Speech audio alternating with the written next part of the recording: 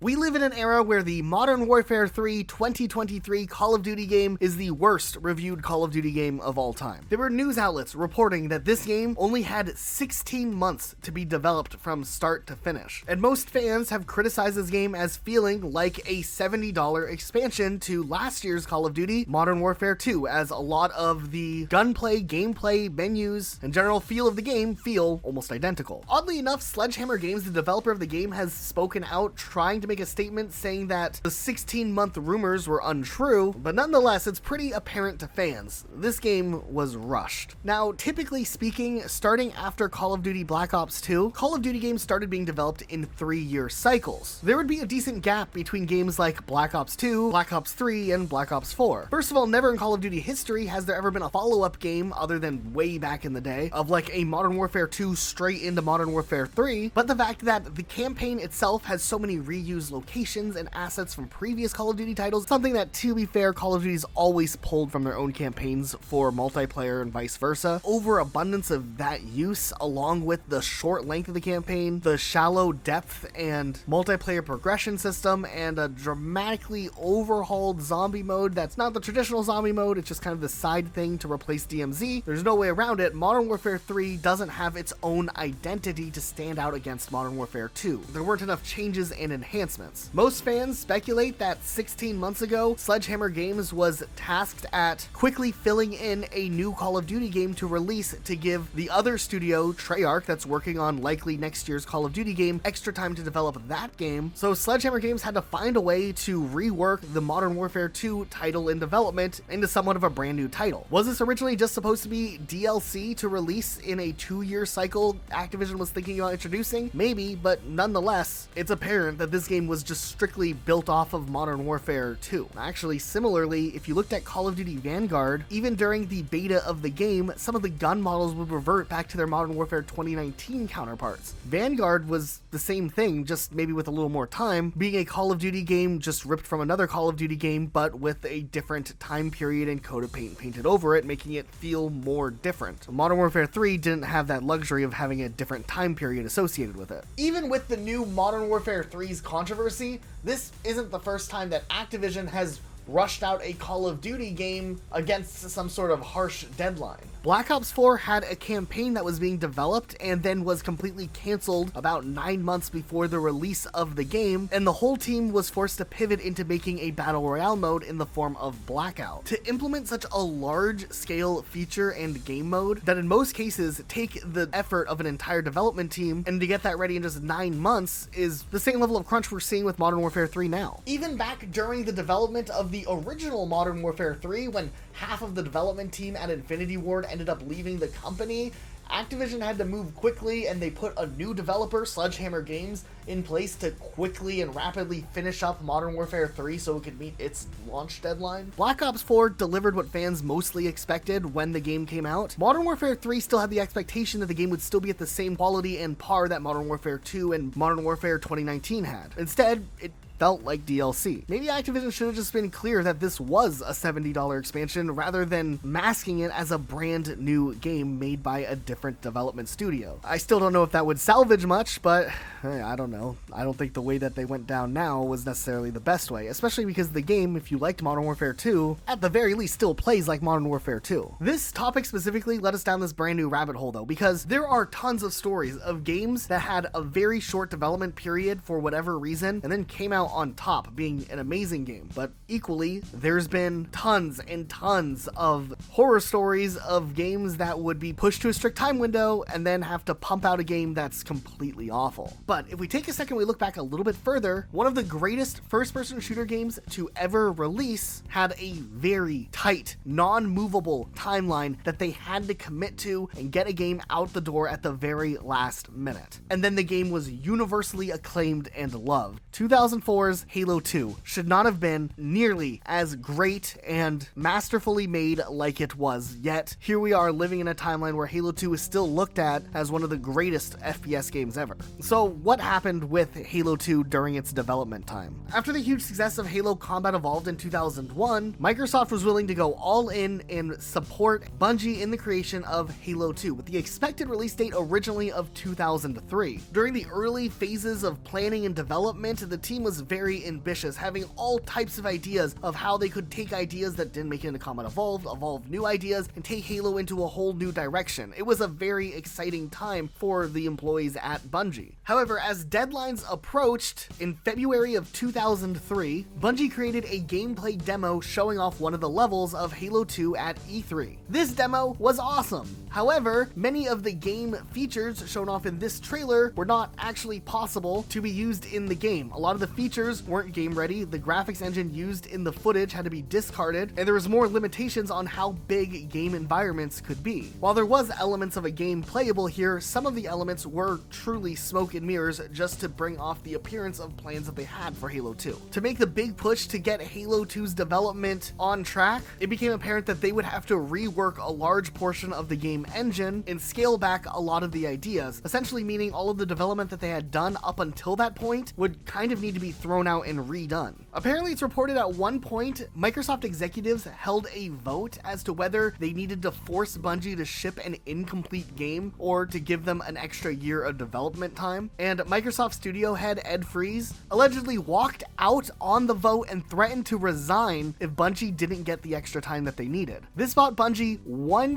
year, giving them the unmovable deadline of November 2004 to essentially remake Halo 2 and get the game finished. To have the game ready to go gold where they start printing out the discs, this would give Bungie 10 months to put Halo 2 together. Halo 2 is notorious for having one of the most stressful development periods in gaming history, with some of the most intense crunch ever heard of. Developers have said a lot of things about Halo 2's development. Quote, the mother of all crunches in order to finish a game. A lot of people sacrifice themselves in ways that you should never have to for your job. One developer even recalled kenneling his dog for 2 months and slept in the office for the final days of development. And while there still was more things that they wanted to put into Halo 2 before they literally had to just cut themselves off and start finalizing everything they had with the game so they had time to play test and then have the game go gold, even with the abridged ending that they had to put in the final version of the game, a large portion of the original game that they had envisioned not being present in the final release, Halo 2 was absolutely loved. And it really is a testament to the skill and dedication that those developers had for the product that they were making. I feel like so many other studios would completely fold in this situation, but there was something special about Bungie culture back in 2004, back in those older days, where at least it felt like the developers genuinely cared about what they were working on. Not necessarily what we see sometimes nowadays with what Bungie has been up to lately. Nonetheless, it is always interesting to go back and look at some of the retrospectives from Halo 2 that the developers have discussed over the years. While fans love Halo 2, so many developers have said this from the Halo 2 team that if they just had a little more time, they could have brought so much more. Developers have said things like they felt like Halo 2 had a lack of polish at the end of the development cycle, or that the multiplayer was a pale shadow of what it could and should have been, all pointing to the tight schedule that Bungie had to crunch to. Okay, so Sonic 06 is notoriously known as being one of the worst Sonic games of all time, and possibly one of the worst games of the Xbox 360 PS3 era. Believe it or not, I actually 100%ed Sonic 06 back in the day.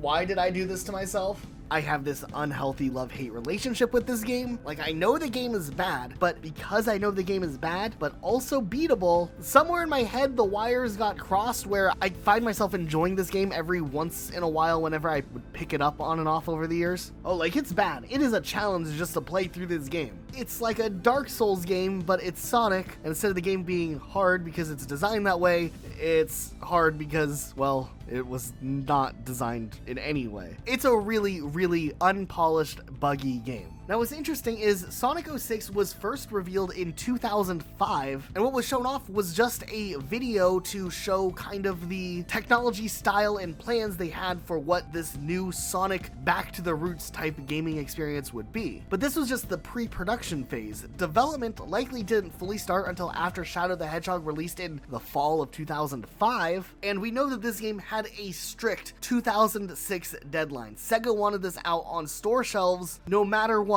by the holiday of 2006. Honestly though, for the short development time that this game was being allotted in the first place, there was a lot of ambitious goals with this Sonic game. There was plans for this nice open world, high-speed gameplay, amazing visuals, the different storylines inspired by the Sonic Adventure games kind of intertwining themselves together, and it would be the defining Sonic game of the next generation. There was some really cool plans. The game was supposed to run at 60 frames per second. It would have had a day-night cycle. It was originally supposed to come out on the Nintendo Wii. Well, that never happened. Yeah, somewhere during the development phase of Sonic 06, the team wanted to make this game be playable and ported over to Nintendo's new console, the Wii. The time and resources it would have taken to make this game playable and ready for the launch of Nintendo Wii in 2006, which remember, 2006 was their hard deadline no matter what, wasn't going to happen. So instead of taking an extra year to develop the version of the game that could be ported to the Wii, Sega split the team in half and said, you know what, half of you guys finish up Sonic 06, the other half of you guys work on 2007's game that will come out on the Wii. It's hard to tell the intricacies of exactly what happened during this very rushed deadline of half a team trying to finish up a game, but I feel like all of a sudden they had this long list of goals and ambitions and ideas that were going to be put in Sonic 06, and it came down to how can we get all the progress we have done into a final state as quickly as possible where you can actually play through the game without anything game-breaking fully happening. There was likely no time to fix things up, tidy things up, fix all of the bugs and jankiness all over the place in this game, but hey, they got the game out there, and that's what matters, I guess. Sonic 06 is interesting. If you go back and play it now, yes, the game is not very good, but you could tell that there was scope there. There was a lot of different locations, different settings, a very, very convoluted story, and also Sega outsourced some of the cutscenes to be done by another studio that would be pre-rendered, which I always hate when games do this. They put like a pre-rendered cutscene that looks really great, and then it's followed up by an in-game rendered cutscene, and it looks like this. But man, oh man, did Sonic 06 create some top-level cringe, some annoying gameplay that kind of crosses that line where it's so bad it's good. And you know what? At the end of it all, I'm kind of happy we have a game as memorable as Sonic 06 was. On the other hand, the rest of the team that went on to make the Wii version of a Sonic game came up with Sonic and the Secret Rings, one of the few Sonic games I never really liked, which is crazy because it meant that I preferred Sonic 06 over this one. And while this game was a whole lot more polished, being built for the Wii with that technology in mind, I just didn't care for the level design or the story that was given. It wasn't interesting enough. As crazy and wacky as Sonic 06's was, I preferred that one for whatever reason. If you have seen the video we made in 2017, I think, about the 2005 King Kong game, you might be an OG Rocket Sloth viewer, because only like 800 people watched that video. But nonetheless, I always liked King Kong as a franchise. And this year, we saw the release of Skull Island Rise of Kong. And I hadn't heard about the game until release. But when it released, I feel like everybody heard about it. But not for good reasons like you might think. This game was actually bad. If IGN gives your game a 3 out of 10, buddy, I have bad news for you. But all jokes aside, this game actually has an interesting and very short development story. Gamel Entertainment, the publisher, approached the studio Iguana B to develop this game. But here's the catch, they only gave them 1 year. They literally approached the studio in June 2022 and were like, make this game from scratch. And they had like a little over a year to do so. This obviously led to intense crunch, with reports saying that 2 to 20 developers were working on the game at any given time. And apparently the publisher didn't even really give them directions or details what to do with the game. They kind of just had to improvise. And that's how we got Skull Island Rise of Kong, one of the worst games of the year. If not the decade, the jury's still out on that one. You know what? Don't even get me started with the Madden franchise. Listen, if Madden hadn't already been getting people used to a new Madden game releasing on a yearly basis, like 2.5 decades ago, I don't think the practices that EA does with Madden would be accepted by gamers at all. I think so many people are just used to it that they just go along with it, and football fans buy the new game anyways at full retail price. But man, is it hard to go into this newer era of gaming where live service games are commonplace. Games that come out continue to get supported for years and years with meaningful updates. Madden, on the other hand,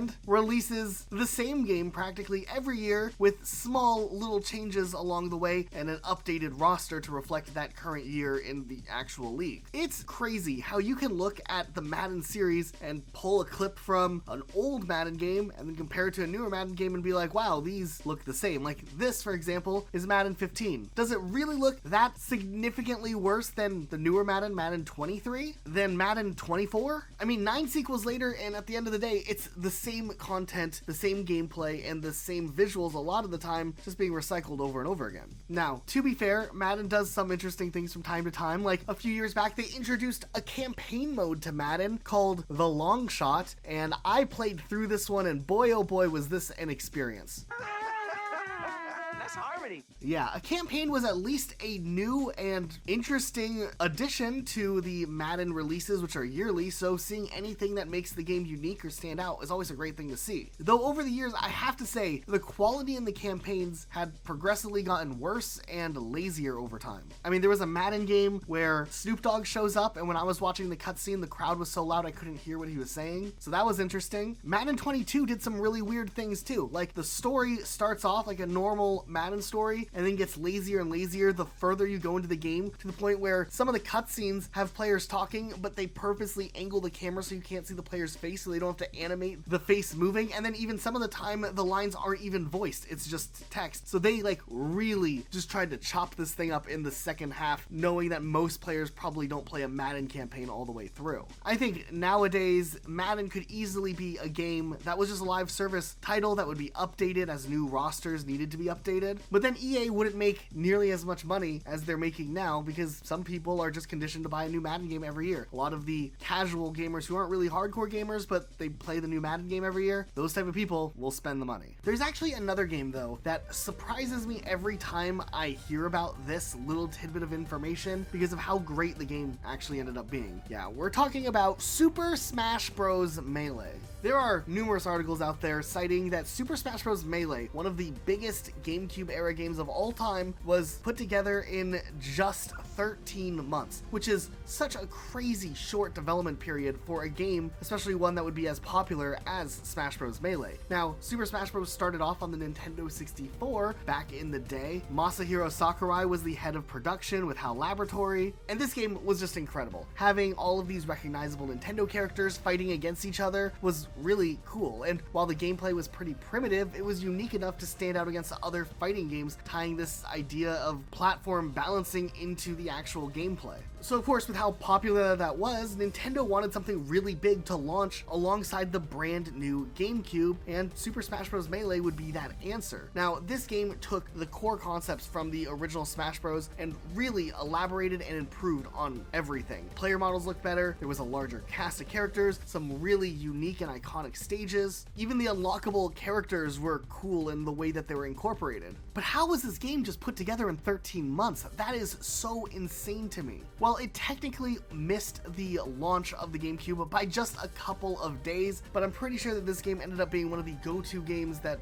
everyone kind of needed to have. For instance, Masahiro Sakurai talks about his time working on Super Smash Bros. Melee as exhausting, even being quoted at one point saying he worked 40-hour workdays with little to no weekend time. There's only 24 hours in a day, and this dude's over here doing 40 in a day. That's incredibly impressive. I mean, they made Super Smash Bros. Melee in just 13 months. Honestly, Masahiro Sakurai has a ton of respect in the gaming community space because of his commitment into creating quality video games with the Super Smash Bros. IP. He's been brought back for each title, and it does seem like he puts his all into developing the games when he's involved in the project, and I think Smash Bros. Melee kind of shows how that super crunch ended up benefiting Nintendo, making it one of the most popular Nintendo GameCube games. Okay, let's talk about Dead Island for a quick second, because the game we're talking about next is Dead Island Riptide. Not Dead Island 2, this little Dead Island game that a lot of people kind of forget even existed, that released less than 2 years after the first Dead Island game, and really was the true sequel to the first Dead Island, whether we liked it or not. Now, Dead Island 1, the original one, was originally announced in the mid to late 2000s, but we wouldn't see a full-on teaser trailer until 2011. And boy, oh boy, did that first Dead Island teaser trailer hit everyone right in the feels. It was this emotional and impactful, short but narrative-driven story involving a family on vacation during a zombie apocalypse, essentially. And in just a few moments told in reverse, we see the tragic demise of a family. Tie that to some really melancholic, sad-sounding music, and this was a trailer that ended up going viral. So many people were talking about this game and the narrative stakes of being willing to put this type of trailer into a game, and that at least brought people's attention to the game, and later on more gameplay trailers would be revealed, and it became apparent that, yeah, the game probably isn't as story-driven as that first trailer suggested, but it kind of still looked like a fun co-op zombie killing game, so what could go wrong? The game released to mostly positive reception. I mean, it was a little bit janky at times, but for the most part, it was an alright action RPG game where you fight against zombies. What more could you ask for? Some of the mechanics, sure, weren't the cleanest, and there were some glitches all over the place with the first release, but I did pick this one up, and I did enjoy it back when it first came out. Now, despite the fact that this game kind of has a storyline that ends rather abruptly, despite the game being a decent length and time overall, after people finished Dead Island 1, fans were looking for the future to see what would happen next, and talks about Dead Island 2 were already around, so fans had a lot to look forward to. The problem was, Dead Island 2 was planned, yes, but there was something else that was going to come out before that in the form of Dead Island Riptide, which they did the whole thing again, a new trailer that's supposed to make you feel something, then some gameplay trailer footage, which this looks just like the last game. Yeah, Dead Island Riptide fell into the trope of having a game that's essentially the same game just being repurposed in a quick cash grab type of way in a short amount of time happened to it. Less than 2 years, Dead Island Riptide managed to make a new location, kind of, this jungly area, and everything else stayed the same. You could play as your same characters, which was nice. You could transfer your characters from the older game. They were the only playable characters, the 4 plus the DLC character this time around. And essentially it was just more of the same exact thing, except maybe even less thought out or fleshed out. Like, the world in Dead Island Riptide isn't nearly as pretty and connected as the world felt in the first Dead Island game. It is really funny if you look up Dead Island Riptide, it's always quoted as being a continuation of Dead Island, the first one. Never a sequel, even though that's clearly what it is. It has the same characters. But I don't know, there was just something weird about bringing back the same characters into this game that really made it feel like it wasn't necessarily its own project and scope, but more maybe DLC that was reworked into a standalone title and then sold at full retail price 2 years after the launch of the first game. Now, it might have been the fact that Riptide wasn't really critically acclaimed after its release that maybe they decided to pump the brakes on putting out a new Dead Island game again right afterwards. We wouldn't get Dead Island 2 until multiple developer changes and years of development, finally coming out in 2023 after the franchise was pretty much dead for 10 years. But hey, Dead Island 2 came out. I haven't played it yet, but I heard it was kind of okay, so I think I might actually give that a try sooner rather than later. The original Crash Bandicoot trilogy actually has a really interesting story with it, and it just kind of shows how great Naughty Dog was even back in their PlayStation 1 days. But the original Crash Bandicoot took about 2 years to develop, but was a breakout success, and after that, Sony wanted more. Crash Bandicoot and maybe Spyro also were kind of the de facto platforming mascots for Sony, which they kind of needed when competing against the likes of Nintendo with Mario and Sega with Sonic. So Crash Bandicoot 2 only had 13 months to be developed, and of course I'm sure the budget of $2 million probably helped too. But literally right after Crash Bandicoot 2 launched, Sony was back wanting yet another Crash Bandicoot game to be ready to go for the next holiday season, and that meant that this time around they would only have 10 months to develop a game. Nonetheless, since the foundation was already built with the first 2 Crash Bandicoot games, the team at Naughty Dog stepped up to the plate and really tried to add a unique experience to the game that would help differentiate this third title from the first 2 that released the time before, making it a unique experience but still stay true to the formula that had worked in the first 2 titles. This would actually end up being the last platforming Crash Bandicoot game that the team would make, and they ended on a high note. Crash Bandicoot 3 Warped ended up getting really positive reviews across the board, averaging out to like a 9 out of 10, which is really impressive for a late 90s 3D platformer. I think this is a rare example of a game series getting a follow-up game that has just a short amount of time to be developed, but since the core foundation was so good and the original team was still there in place and motivated, the game would innovate and refine rather than being spread out and shallowed. I think if there's anything we can take away from companies like old Bungie or Naughty Dog being able to make amazing games despite a very short amount of time and a lot of crunch, it's more a testament or a product of good and talented developers, not so much some executive decision making that optimized the formula to get a game turned around quickly. Just because a game that was made in a short amount of time ended up being good doesn't mean that all games need to be made in a short amount of time. We don't get to see these games too much nowadays, especially with how much goes into making a large title. We don't see core games evolved into a new format too often, other than what Call of Duty's now trying to do. But look at Grand Theft Auto 3, for example. This game was a huge jump from the old 2D type game that Rockstar was known for, but Rockstar had made a 3D open world Grand Theft Auto experience that was a great starting point and foundation to be jumped off from. Now, as Grand Theft Auto 3 was nearing completion, there was the planning stages for a follow-up game, which would be Grand Theft Auto Vice City, kind of in that pre-production phase, but apparently full production of GTA Vice City only started in early 2002 and really just had a development window of about 9 months. And Vice City was very well received, so what ended up working for it? I think the game really speaks for itself if you look at it alone. Not only did they take the foundation that GTA 3 was, which was a clever reuse of years of development essentially, they changed the setting to a timepiece, making it take place in the late 80s. They placed it in fictional Vice City based on Miami, which does have a very different aesthetic and look compared to the game that they just released with GTA 3, for example. And with having enough time to pre-plan ahead of time and then hit the ground running when they did only have 9 months for production, yeah, it worked out. In 2002 was declared one of the most impressive games of the year. There were some big improvements over GTA 3, making it the definitive GTA experience at the time, and all in all, it was a big W for Rockstar. Similarly though, after Vice City's release, they immediately went on building off of what they had made and started working on Grand Theft Auto San Andreas, but this time around they did give themselves 1 extra year on top of the 9-month window, which to be fair, did make San Andreas that much more polished, and of course people loved it, but man, doesn't that make Vice City much more impressive knowing it only had half the time that San Andreas did? Okay, moving to the next one, remember how Starfield took forever and a half to release and Elder Scrolls 6 seems even further away? Yeah, Bethesda RPG games take a long time to develop usually. And after Fallout 3 released in 2008 and was a huge success, Bethesda wanted to work away at the next game in their RPG portfolio, The Elder Scrolls V Skyrim. But it would take years to make that game, so why not bring in another development studio to make something for the in-between time? Bethesda went ahead and hired Obsidian Games, a newer studio that had a little bit of experience in making sequels to games other studios initially developed, and tasked them at making a Fallout game, which would become Fallout New Vegas. The catch was,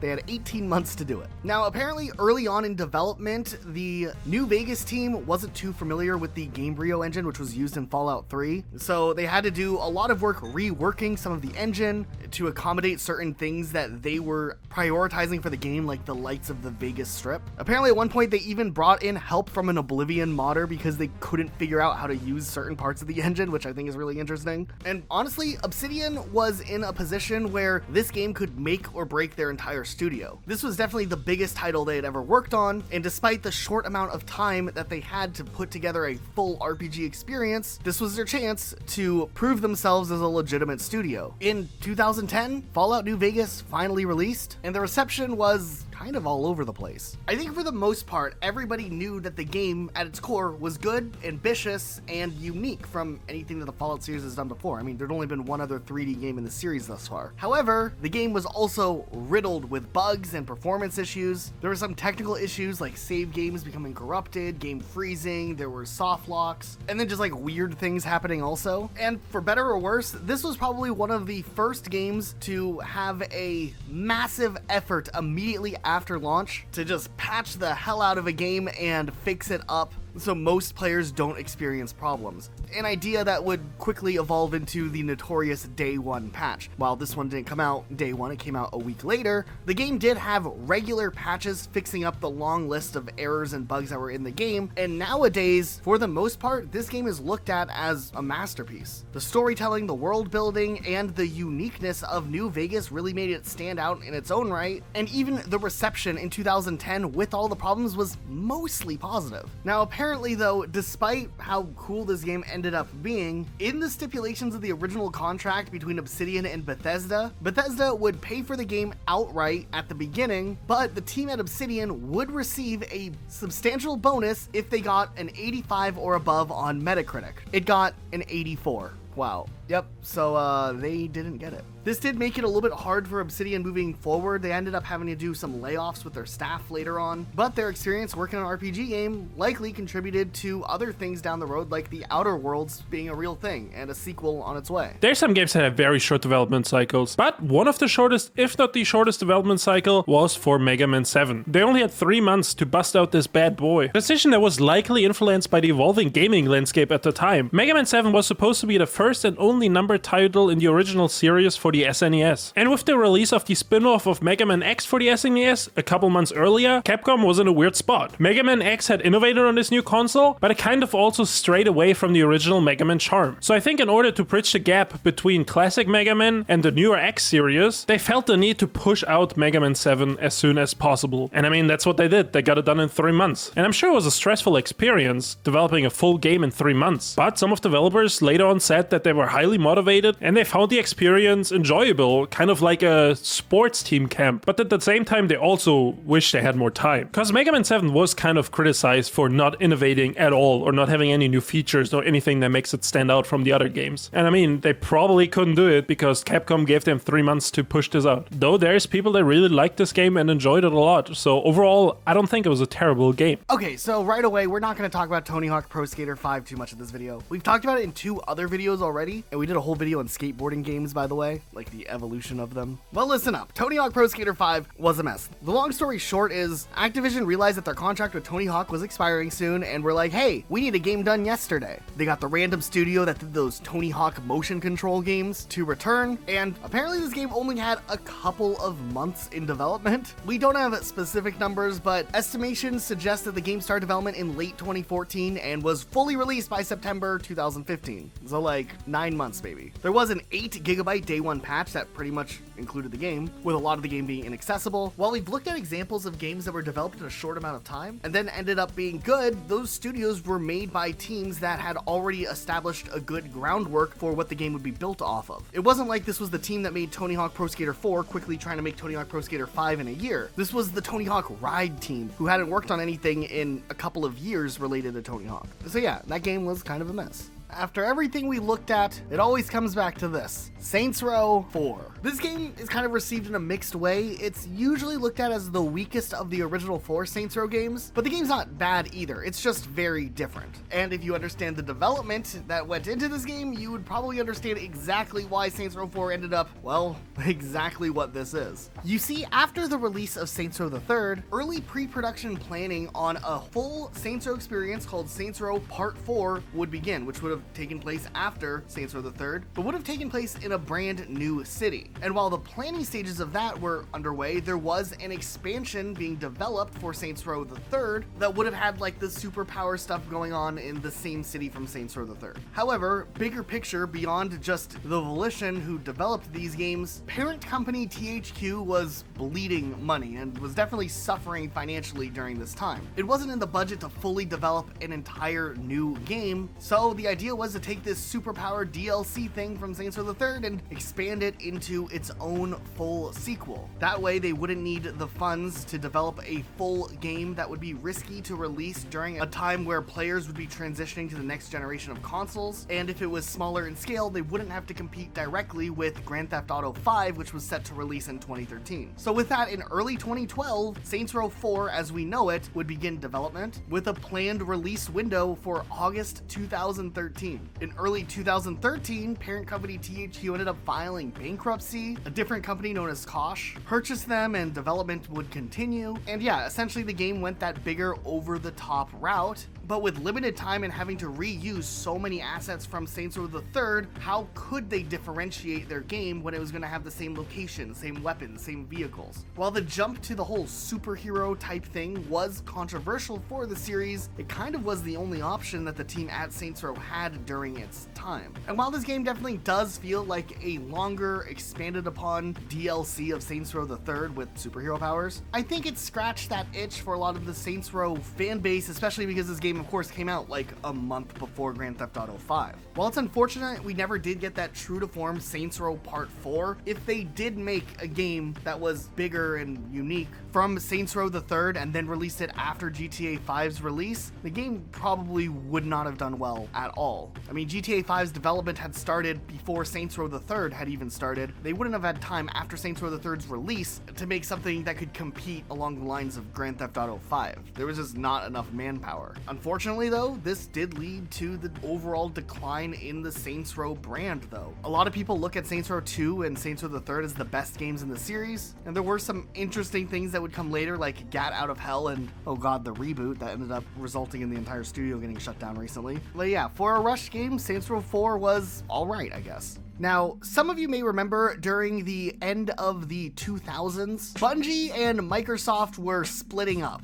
And it was somewhat of a messy divorce. When Halo 3 released, Bungie would begin their departure from the Halo series, where they would work on one final main game. But then after that, Microsoft would get to keep custody of Halo, and Bungie would be free to go start a new family elsewhere. However, due to confusion in the wording of a contract and a canceled Peter Jackson Halo Chronicles game, Microsoft was still under the impression that Bungie was producing 2 before they would fully leave the franchise, while Bungie had already started working on their final game, Halo Reach. So, in a compromise with Microsoft, Bungie agreed to do a smaller DLC-sized story built in the Halo 3 engine, which would later get expanded upon and then spun off into its own standalone game. And in my opinion, it was possibly one of the best Halo games ever. That's just my subjective opinion, not my objective opinion, where I would probably lean towards Halo 3 instead. ODST was just something special. It just thematically was unique in its own way. A small snapshot into a very specific time and location in the Halo universe that was really cool to explore. So, Halo 3 ODST development started in March of 2008 and would be the first ever Bungie title to be completed in less than 3 years. They had 14 months. So how are they going to do this? Step 1, they're going to have to build this out of the Halo 3 engine.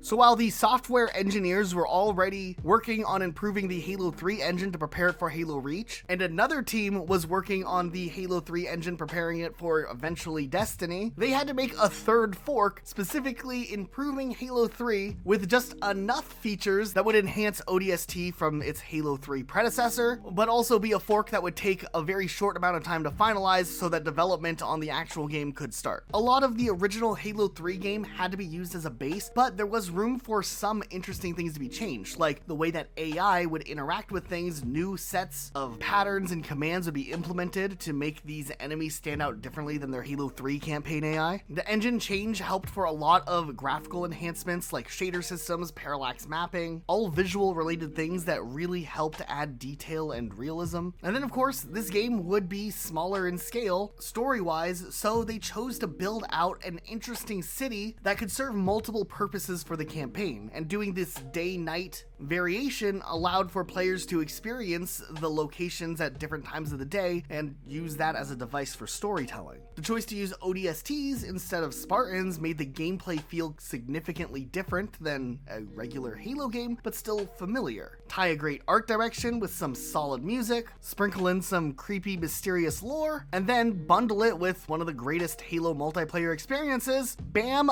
Fall of 2009 was pretty awesome. They even introduced a firefight mode, which was such a big deal, especially because during this time, like, horde survival games were starting to become really popular, like zombie mode in Call of Duty World at War. And hey, for something that started out as DLC and then was so ambitious despite the short amount of time that they had, that they turned it into a full game release, one that, whether you love this game or not, is at least loved by so many other people in the Halo fan base. I mean, ODST was pretty awesome. Okay, so there is still room though to talk about some other games that oftentimes get cited with being rushed, but really ultimately a game that goes into crunch doesn't necessarily mean the game didn't have a lot of time to begin with. It just meant that time management maybe wasn't the best for the project. Like Assassin's Creed Unity is a great example to look at because that game had a really, really rough launch when it first came out. Yeah, I mean, I remember all the news stories about like all those glitches and people didn't have their faces and stuff. Remember that? Like the floating ice? Yeah, that one was so terrifying. And what's interesting is with that was one of the first games that I thought would be great for this video to talk about. But Assassin's Creed Unity actually started in development like years prior. They had like different teams working on multiple Assassin's Creed projects. And ultimately it just seemed like the game obviously went into crunch at the end and they didn't deliver a polished product, but so much time was spent on like the planning and technology phase There wasn't enough time to actually cook up a game. And that's something relevant because I think there's so many games that get talked about that get rushed or face severe crunch that just like didn't have enough development time per se, but like their development period was really long, like Halo Infinite. It feels like a rushed game. Yeah, it feels like a game where, you know, you feel like, oh, they didn't have enough time to do it, but the development period was what, like 6 years, right?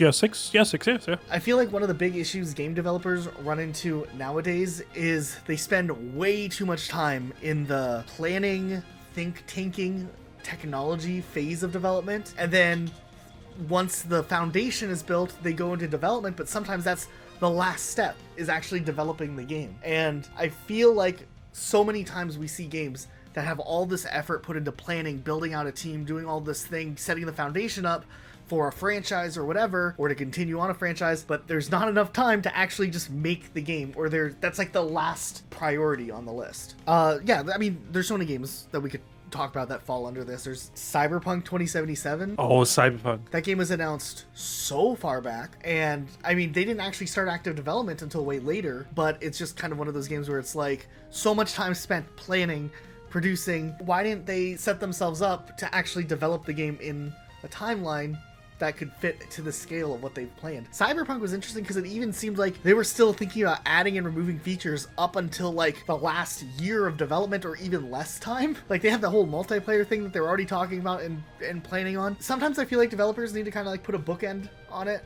and be like, okay, this is what we're shipping for this game.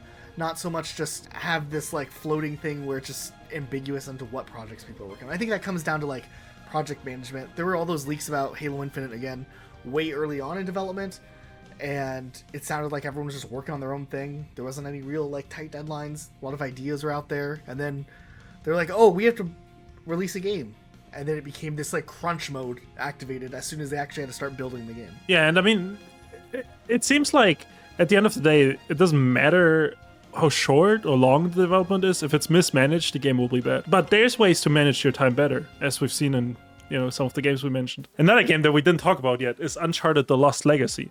And that game actually was developed in 15 months. Let me tell you about the game, and then you tell me if this really counts, because I'm having doubts that it really counts as a rushed game. We count it in our video, yeah. Basically, after the development of Uncharted 4, which came out in May of 2016, they started working on a DLC for Uncharted 4. And that DLC was, you know, bigger than the usual DLCs they would do. So they decided to make it a standalone DLC, and that's what Uncharted: The Lost Legacy is. And it came out 15 months later. So, you know, it's just a bigger DLC that became a standalone game, and it only had 15 months. Was it received well? It was received well. But, like, so it's hard for me to say it was rushed because it was just a DLC. It is interesting. Most of the success stories with rushed games that we've talked about in this video are games that had a solid foundation already built. Like, they already had made the first game, or they already had, like, a very direct vision on where they were going.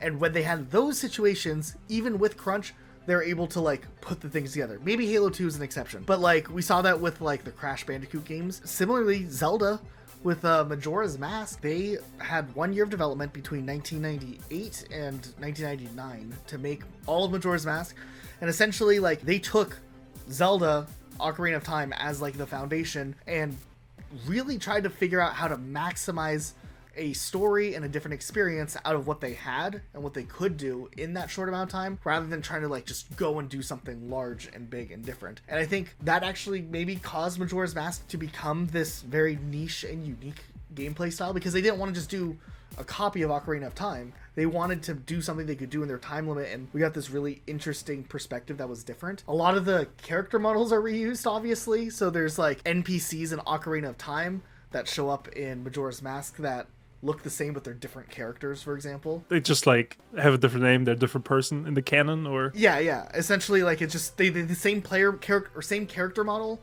but the character has like a different name and a different personality. Long lost twin, dude. Yeah, exactly. And then they're like, yeah, it takes place somewhere else. It's not Hyrule. This is different. And it kind of worked. I mean, they obviously made a true to form sequel. Like, it still has a lot of the elements of Ocarina of Time, but I mean, it's one of the most loved Zelda games. I mean, it definitely has a big fan base around it. Right, that's also insane. Like, you know, no matter what, the Zelda games always have like a 7 or 8 out of 10 or upwards, you know what I mean? Like, the worst Zelda game is still probably greater than 99% of the other games. come out. Yeah. I mean, it's true. I mean, we could look at Tears of the Kingdom, which definitely did not have a short development period, but built off of the foundation of Breath of the Wild, right? Yeah. And it's that same idea of what they originally did with Ocarina of Time Majora's Mask. It's like, how do we take this sandbox and build it into something else? And whether they do it in a long amount of time or some of these examples of short time periods, that's usually the only time we see success. Not when there's like some random development thing like we saw with Sonic 06. Another example of that would be like the 3D Mario games. We have like a new 3D Mario game that's like true to form, like the big 3D Mario experience. Like it seems now like maybe once a decade at this point. But back when the Wii came out, we had Mario Galaxy, and then they had so many ideas left over from the development of that, they like did a sequel. It was Mario Galaxy 2, right? Something that Nintendo didn't really do up until that point. There wasn't ever a Super Mario 64 2 or 65. Oh, actually, that's a good question. What would it be called? Dude, I got in an argument with some kid in like the second grade who was telling me that he had Mario 65 at home, and I was like, "You're just lying, not telling the truth." Like, I don't think he understood that like the 64 was because of the console, not because of the number listed to the game. But that was something that did happen to me. I mean, we could look at some of the Pokemon games also. Pokemon has a history of releasing games on a pretty regular yearly basis, and sometimes it feels like we get the full-on bigger project that they're working on, and other times, historically speaking, it definitely feels like it's their B project or their reused asset project. There was obviously like way back in the day we had like Ruby Sapphire, then like a year and a half later we had Emerald, and that was okay. It was like the superior version, like the ultimate edition of the game. It wasn't like a true sequel until Black and White 2 came out. And that was interesting in itself because it technologically didn't make a jump like graphic wise or feature wise, but it took like the existing sandbox of Black and White and told a new story and like evolved stuff. But then like more recently we've seen a lot of criticism with like Pokemon Brilliant Diamond and Shining Pearl, because that first of all was like a completely different studio and it used all the same code from the original Diamond and Pearl, or a lot of the same code from the original Diamond and Pearl. We didn't include it as like a main talking point in this video because we didn't have a specific timeline. We don't know for sure when development started, but what we do know is that when they first revealed the game, it was looking pretty rocky, and a lot of stuff changed from when they first revealed the game to launch, and there was a big day one patch, so it's very likely that that game had a short development period, but we couldn't confirm anything specifically for a whole section. But man, that game was a mess. It had like the DS music still in the game up until launch. We had to patch it out. Like the end credits weren't fully there. The intro sequence wasn't there. I think there was an issue where there was like a mouse screen in the credits section. There were glitches found in the Switch version of the game that people didn't even know were possible in the original DS version of the game. So it just shows that the code was literally just copy and pasted because people were finding new glitches that worked in the DS version because of the exploits that they were now seeing on the Switch version. And I think they just could have been better, ultimately. They weren't the remasters that people expected at the same level of the other remasters that they had done. Yeah, I mean, people love those games. I have fond memories of those games, you know, and then you get this half-baked game. And I feel like Game Freak runs into that a lot. And we looked at Scarlet and Violet because we thought we were going to talk about it in this video, and Scarlet and Violet like actually had a decently long development cycle. They just have a very small team for the level of game popularity. It's the biggest media franchise in the world, and we're getting like small development teams. That's crazy. So we know development in Scarlet and Violet started, you know, almost 2 years before the game released, but like the game at the end of the day still was not polished up to standard when it came out at launch. So it's another one of those just weird instances. I don't believe in the whole dialogue that people have that the Nintendo Switch is not powerful enough to support the open world Pokemon game, because we know the Switch can handle games like Zelda, and we know that Pokemon is a first party title, so if anything they should be fully aware on all of the capabilities of the Switch going into it. It's not like it's, oh, surprise, we can't do what we thought we could in the Switch. So I don't know. I don't buy that. I think just it's down to that same issue. They don't have enough people on their team, and then the time management.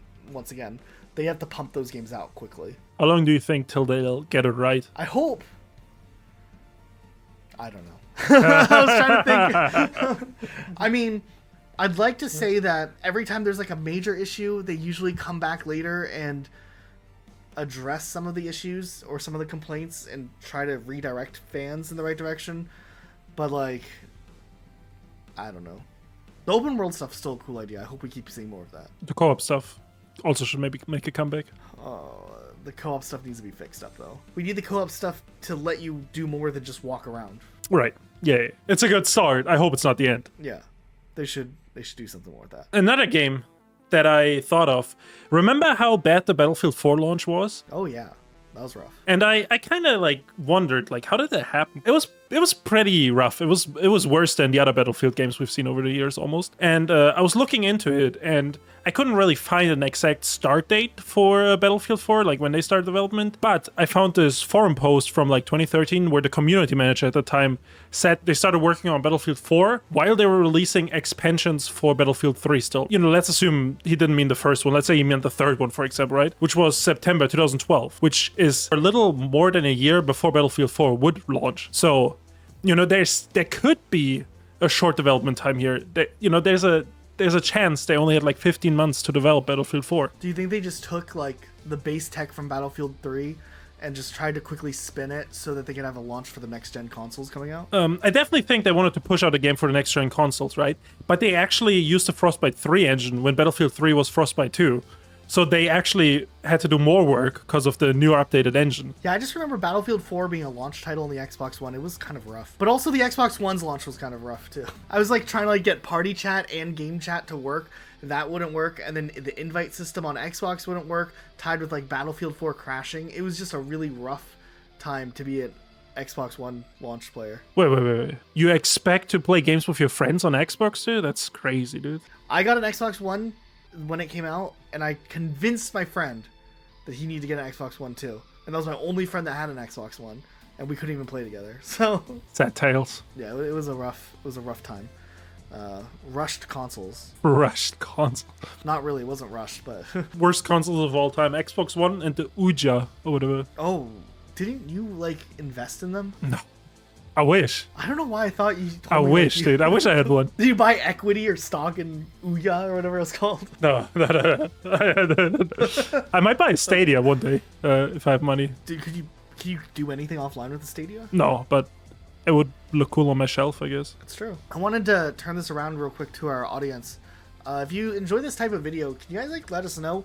We've been kind of changing up our style, doing these like deep dives. We like doing these types of videos. We've seen a lot of support recently. We're close to 300,000 subscribers, which is really awesome.